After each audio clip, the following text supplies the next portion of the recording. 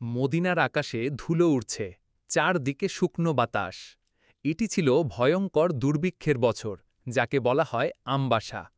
মানুষ খাবার না পেয়ে কাঁদছে, শিশুরা ক্ষুধায় ব্যথিত।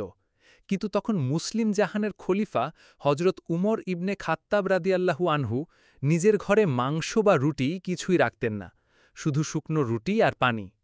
তিনি বলতেন, যতক্ষণ আমার উম্মা ক্ষুধার্ত থাকবে, আমি কখনো পেট ভরে খাব না। এক রাতে তিনি কাঁধে খাবারের বস্তা তুলে নিলেন। দাস বলল, আমিরুল মুমিনিন, আমি বহন করি। উমররা বললেন, কিয়ামতের দিন যদি আমার বোঝা তুমি বহন করতে পারো, তবে আজ বহন করো, কিন্তু যেহেতু পারবে না, আজ আমি নিজেই বইব। তিনি এক দরিদ্র পরিবারের ঘরে গিয়ে দেখলেন, মা হাঁড়িতে শুধু পানি বসিয়ে রেখেছেন। শিশুদের কান্না থামানোর জন্য তিনি ভান করছেন যেন খাবার রান্না হচ্ছে। এই দৃশ্য দেখে উমর রাদিয়াল্লাহুয়ের চোখ ভিজে গেল। তিনি নিজ হাতে আটা মাখলেন, আগুন জ্বালালেন এবং শিশুদের জন্য খাবার রান্না করলেন।